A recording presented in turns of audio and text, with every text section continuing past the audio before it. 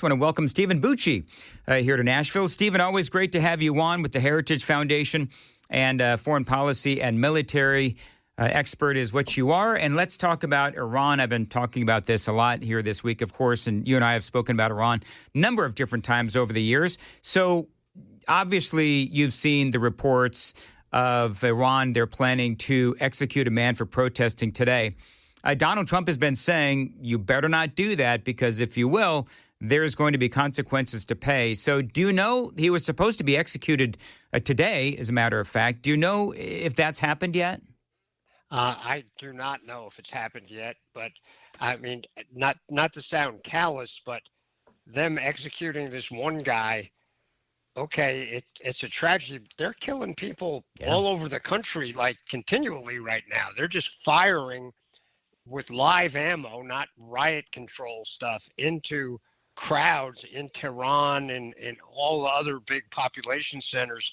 They have basically killed way more people in repressing this essentially a couple week-long event than they have in any of the other ones before it. So this is pretty serious. When a regime is that over the top in their response, it means they're feeling weak, not that they're feeling strong.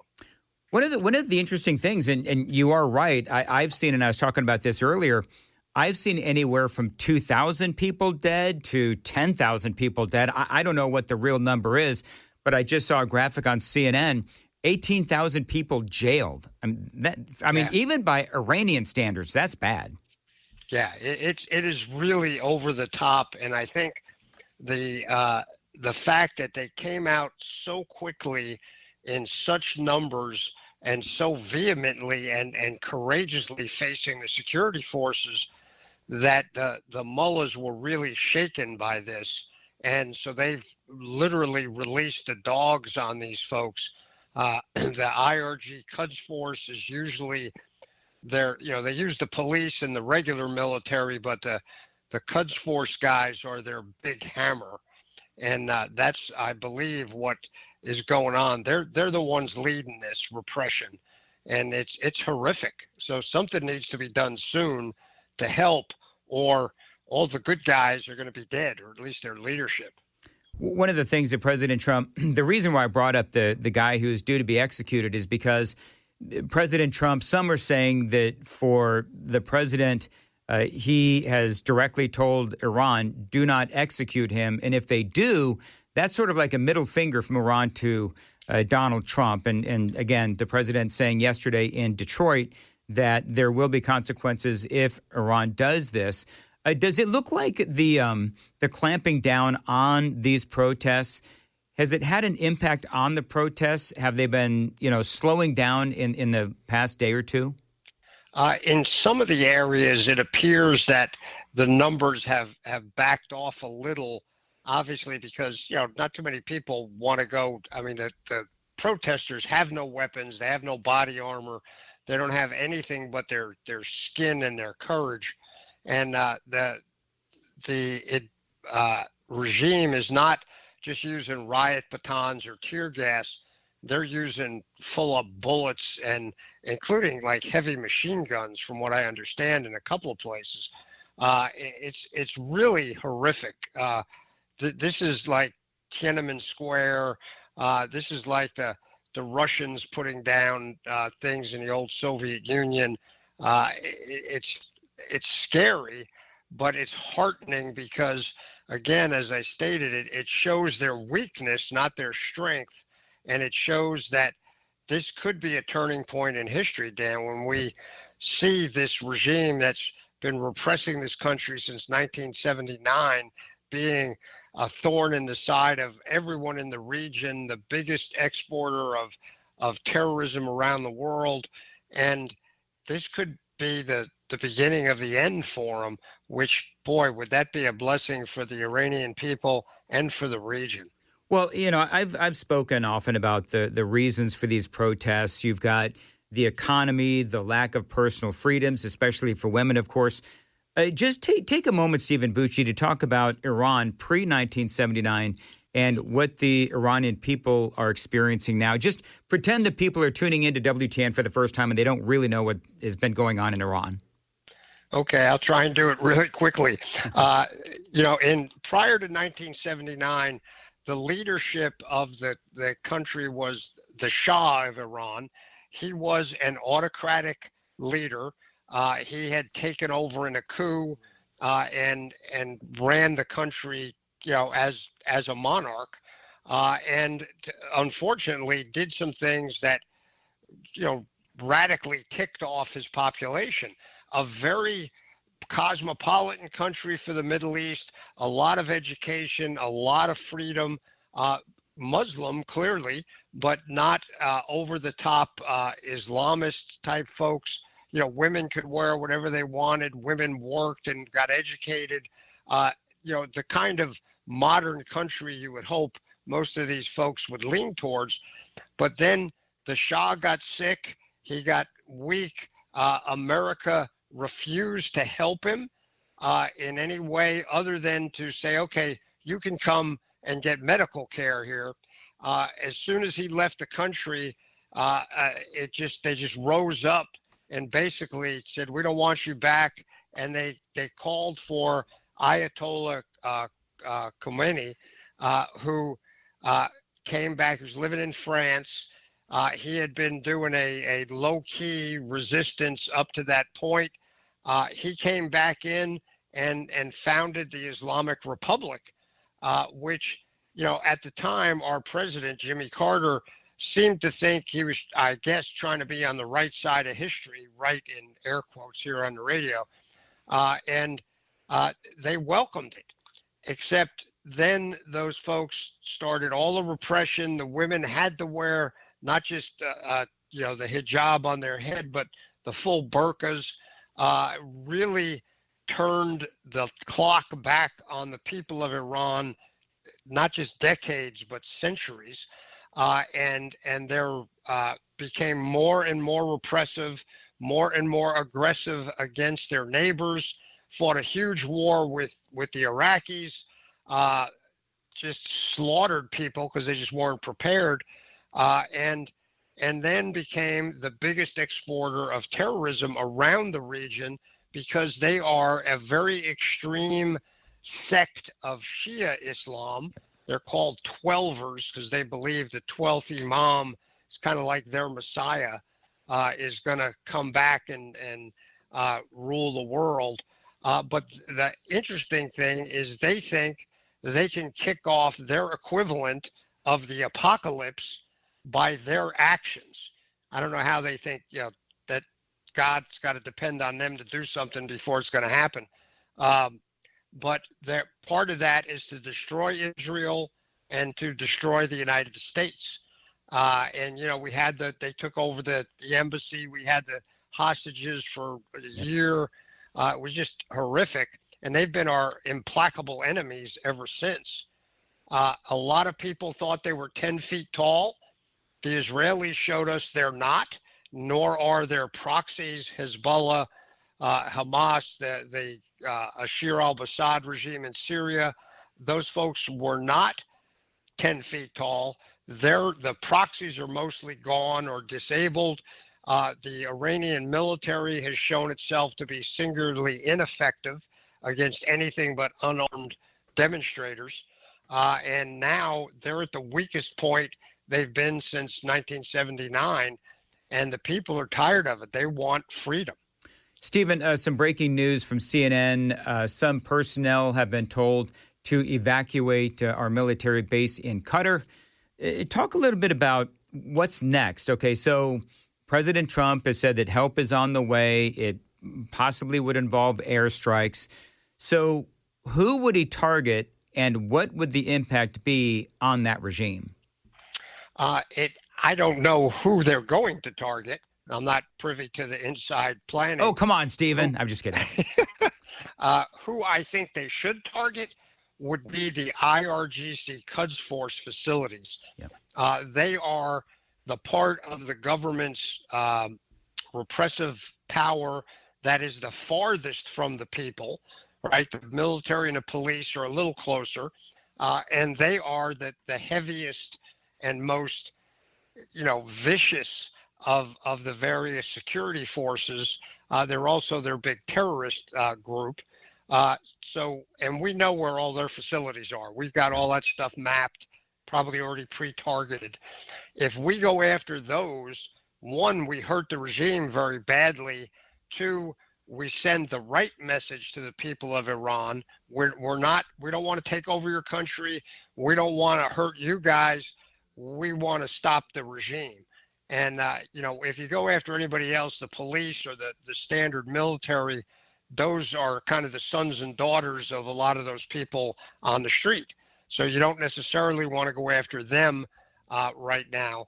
But I think we could target their shipping because they have a full ghost fleet, just like we were dealing with out of Venezuela, that they use to try and smuggle out their sanctioned oil. We could stop that from happening. But I think hitting the Quds Force facilities would be the best messaging and, frankly, the most effective technique to use. So let's talk about some of the geopolitical chess games that's going on. You've got Russia, you've got China. China has a deal with Iran for oil, and Russia has their own deals with Iran as well. So is part of this sort of geopolitical as well, where Trump is understanding that a freer Iran is actually going to weaken China and Russia? I think President Trump is actually responding. He does not like this repression. And I think that's a pretty heartfelt thing for him. His advisors around him clearly understand all of the interconnected benefits that we could get if Iran suddenly changed its way of doing business. And President Trump understands it too. I don't think it's, well, let's go after the Iranians because it'll really screw the Russians and the Chinese.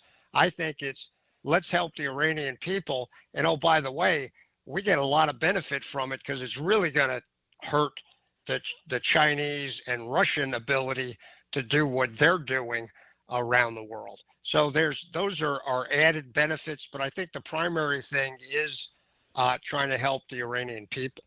819, Stephen Bucci from the Heritage Foundation joining us. Okay, so let's just say somehow the current regime steps aside. Would that leave a power vacuum? Because we know what happens in power vacuums, not good things. Is there any clear person or group that would step in? There are lots of expatriate Iranian groups who would love to fill that vacuum. Most of them are not bad people. There's different levels of it. Some people like the Shah's son, who is the crown prince. Others, want a secular, non-religious, standard kind of more democratic form of government as opposed to a monarch. I'm not sure which one of those would end up being the preeminent. I'm kind of hoping for the latter. I'd like to see them be a secular republic of some sort. They don't have to look just like us. That would give the people of Iran the maximum voice that they could have. And to be honest with you, I can't think of a worse regime going in there than what they have now. Almost anything that would follow it, short of a complete nut job who just wants to blow things up and kill people, like for no reason, would be any worse. So I'm pretty optimistic that if we act in support of these demonstrators, enable them to take charge of the government, I think you'll see a lot of the folks that were in this government, that not the big wigs, not the people doing the actual hurting of the citizens, but just, the members of the police, the soldiers.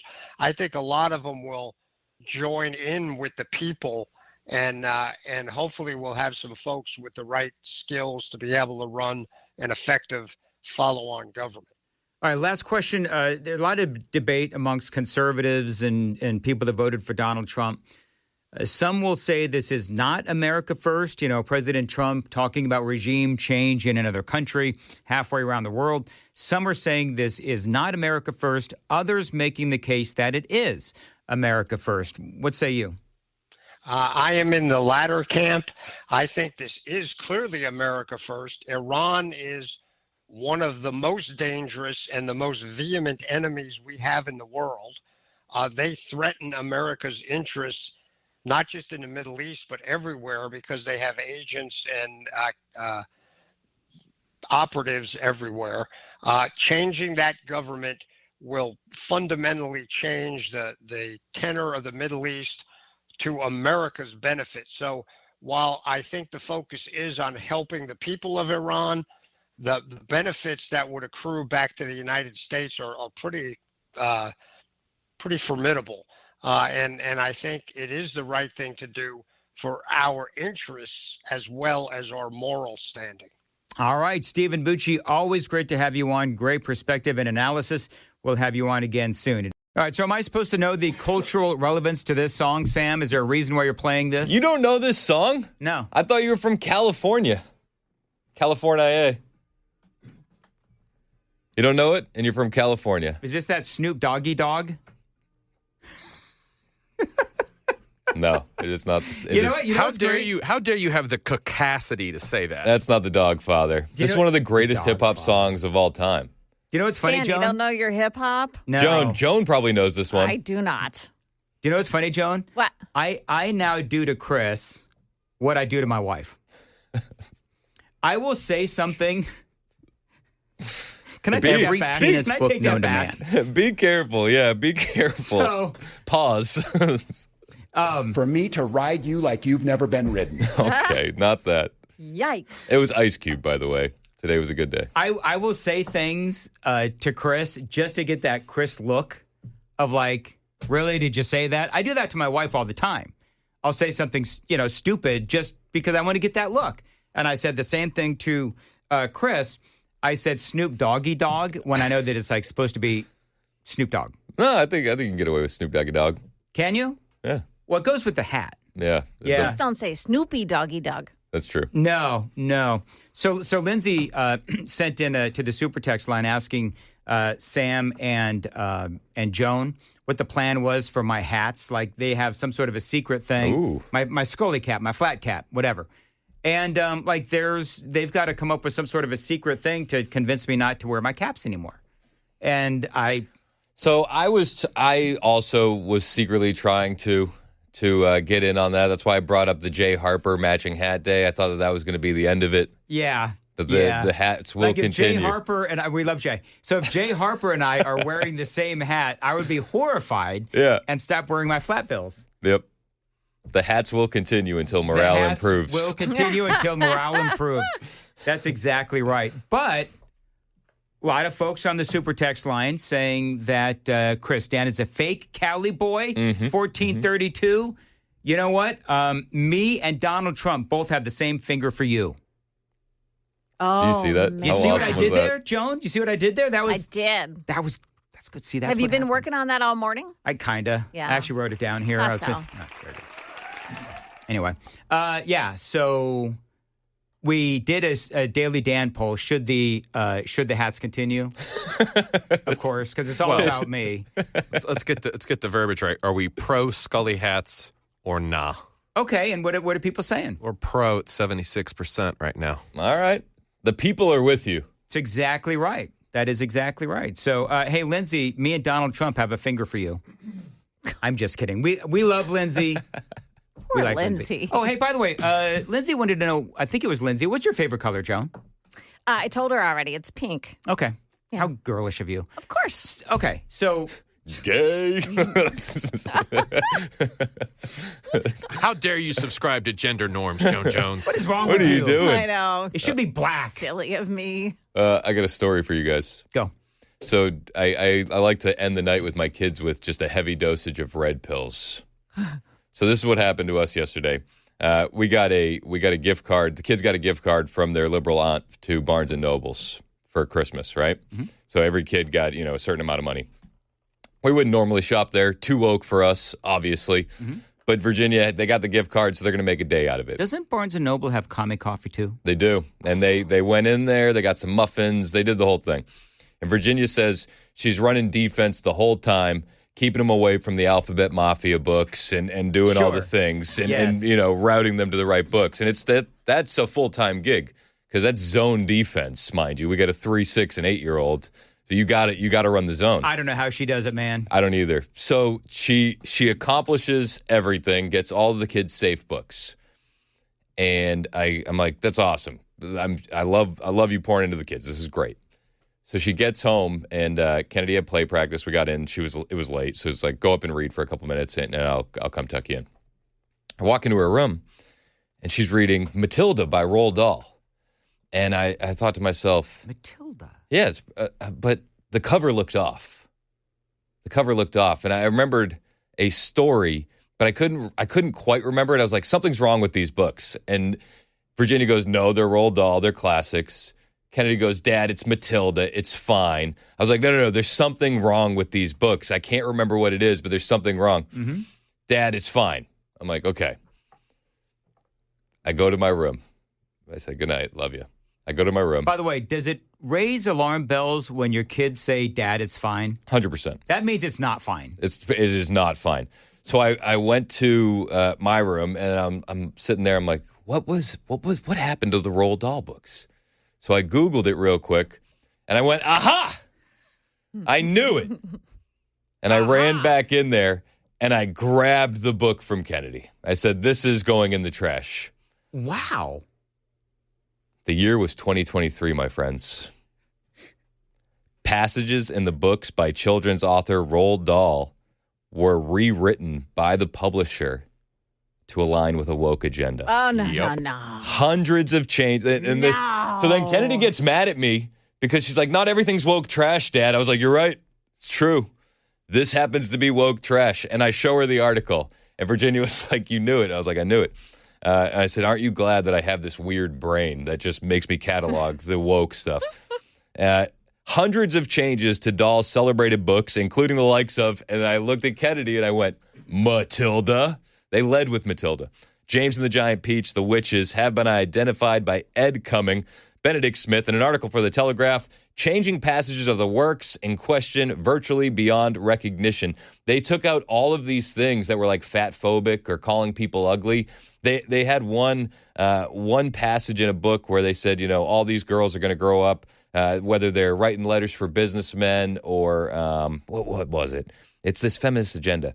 But they changed the line to make them top scientists or businesswomen. And then there's other lines where they remove references to being white in the face or turning white. They avoid the word white turning completely. White like you're scared. My gosh. They completely took it out and rewrote it. So countless references were removed. Like Mrs. Twit was no longer ugly. The fat little brown mouse is just a little brown mouse now. So I'm reading this and I'm just getting this sigh and this look of disappointment at 11 o'clock at night from my 11-year-old. I'm like, I'm sorry. So I took the book. The book is now in the trash, and I ordered on eBay one of the original publishings. Good for you. That's the way to do it. Joan, I think you're all missing something. If you really wanted to make a point, you would have set it on fire. I was about to say a little Fahrenheit 451.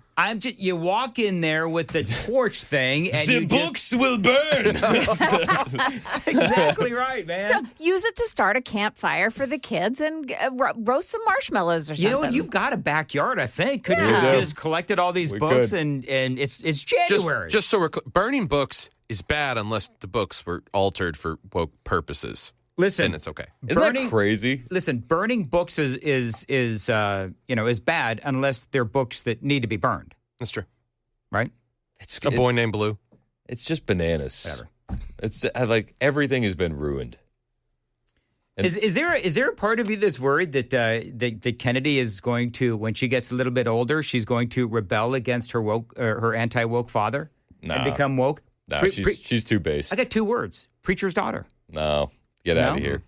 Get out of here. No. I've got 14 minutes. I won't. I don't see it. I won't even indulge those thoughts. I got a PSA for you and the other hosts. What happened? When you're in this room and you are trying to record a commercial onto the computer on our right, just know that if we're in syndication, it goes out over 100,000 watts of FM power. I was recording. So you were interrupting Red Eye Radio? I interrupted Red Eye Radio. That is hilarious. And so here's the funny thing. So I'm doing this, and we were told microphone down, whole thing. I don't know how I ended up on the radio. Wait, so it was down in the control room? Yes. We messed with it. I pulled it down. I took it out of the broadcast channel. Could still come through. Joan was able to hear it, which these rooms aren't connected. You didn't for those curse, that don't did you? No. But you know how much of a potty mouth I am. You didn't. Luckily, you weren't talking about yourself. Yeah, and you didn't besmirch the client's copy, did you? The beautiful Do you know copy. what's so funny? Actually, That would be hysterical. Like, oh, they don't know how to write anything. What is this wrong with these copy? people? What is going on? You didn't do any of that? No, but unfortunately, it was one piece of copy that is Bit of a tongue twister. And so I didn't get it in one take. So they had to hear it a few times. Yes. Oh, gosh.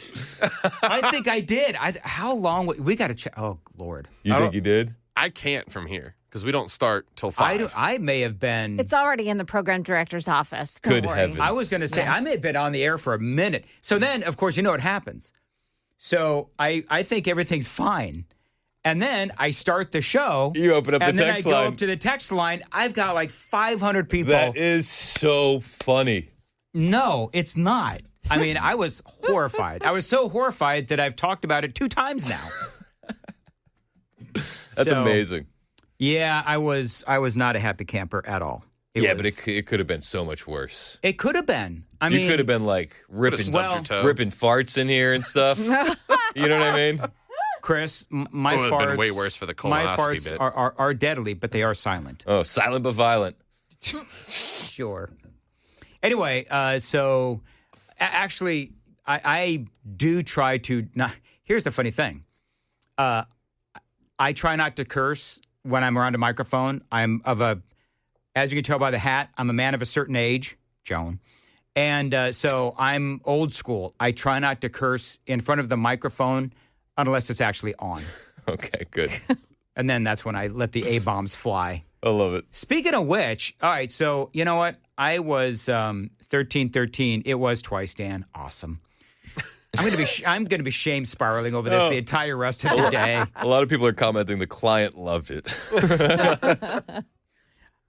So, all right, you know what? Have you heard, just real quick, because I don't have time to do it now, but you heard about James O'Keefe. Yes. Oh, How my goodness crazy gracious. Do you is have audio on that? Yeah, I got the whole thing. Okay, so do I. So you do it then to make All right. sure that one of us does it. I over-prepped today. Like, it's insane. Well, dude, have you had a day in the past year and a half where you haven't over-prepped? Boy, Because that's certainly true. I feel like every day we got a couple pages of stuff that we can't use. I We We didn't wanna run get out to of the time. Jacob Fry stuff from. I want to do this first, though, real quick. We'll try to do the Jacob Fry. Is it Fry or Frey? I don't care. It's Frey. He got roasted on Yeah. Fox and Friends. That's all that matters. Jacob Frey got fried on Fox News. So, but we'll try to do that. But real quick, I want Joan to hear this because Joan and I were joking about this. This is part of the audio that Chris is going to play later on. But I love the beginning of this where James O'Keefe, you got a Secret Service agent here. He is on J.D. Vance's detail. And he is obviously big timing by flashing his Secret Service badge. And listen to this real quick.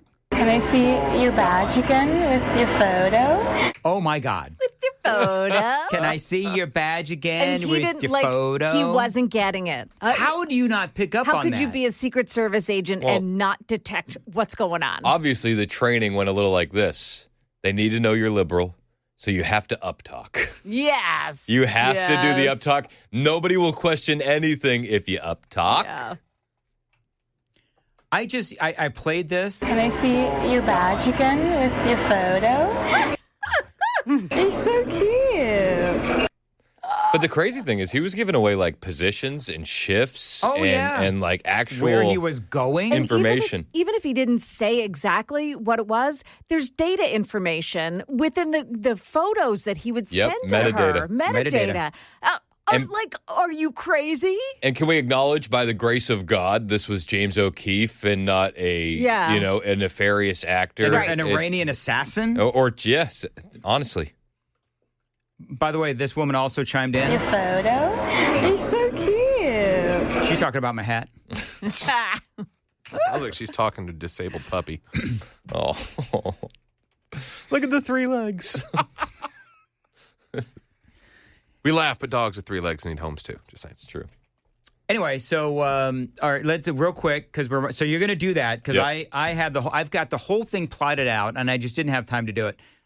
So people over under on my flat cap, my Scully cap, people are saying they like it. So 73% are with me and only 23% with Lindsay. You're up to 75. Thank you, people. Wow. There you go.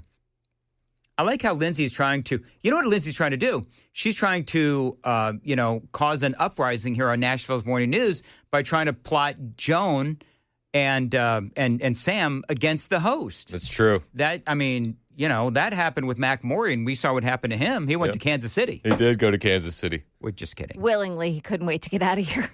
Is that what it was? No, I don't know. I don't think he had a fun time with me. He loved you. A little bit, but I would say some things where he would face palm. There were those moments. Moments. One of the most awkward times that we had was when the Kansas City Super Bowl parade shooting happened, and I went off, and poor Mac was just like silent the whole time. Well, at the time, he was probably trying to get a gig in Kansas City, and they're like, "Oh gosh, this is the show you're producing. Awesome." Yep, this is great. Yeah, we actually talk about Kansas City a lot. All right, real quick. The Donald Trump one finger salute. I love it. I love the fact that he told the guy to F off. Yep. And Did you see the guy was already suspended? He's suspended, but he's also got a GoFundMe account, and it's up to over $100,000, if I'm not mistaken. While people are reporting the ICE agent's GoFundMe account to be taken down at the same time.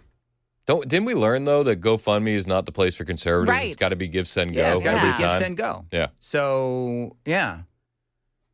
Why did they took down the ICE agents? The people are like spreading on social media, hey, go report this GoFundMe for Gotcha. I don't want to say his name, but people are going to flood it, try to get it flagged and taken down and everything. I feel bad for that guy. They're doxing him like crazy. Oh, yeah. They're going to be in WITSEC. Yeah, his entire family. I can't imagine that he is in his home outside of Minneapolis. I can't imagine he's still in his home. He's probably had to flee. So now there is a guy who probably does need to give, send, go because he's going to have to sell that house. Yep. And he's going to have to, I don't know. Relocate and do all the things. And the whole thing. And you know what? Your name is your name. So, I mean, they're going to find him. Whatever happened to the guy that shot Michael Brown? No, yes. No, it wasn't. It wasn't Derek Chauvin. No, it wasn't Derek Chauvin. It was, I can't remember his name now, but his life was ruined too. Yeah, he had to go into hiding. He had to go into hiding. I heard he had to even change his facial features. Oh. Like plastic surgery? Darren Wilson, yeah. Darren Wilson, that's right. All right, very good. Well, on that note, Chris, real quick, what do you got? We'll be talking about Minneapolis. We'll also have some of that audio from Trump in Detroit. We'll talk about the Secret Service failures again with J.D. Vance and a whole lot more. Did you see the Trump CBS interview? Yes, I was had great. audio of that too, and I didn't play all of it. You didn't get to it? I played some. Okay, well, we'll play. Don't you judge me. We'll play. I'm secretly judging you. Did you hear that? You didn't get to that? Wow. I had about 6 cuts. I played 3 of them. I wanted to leave something for you, Chris. You're so easy to trigger. You know that, right? Talk about my content or my caps, and I'm just, like a cornered cat.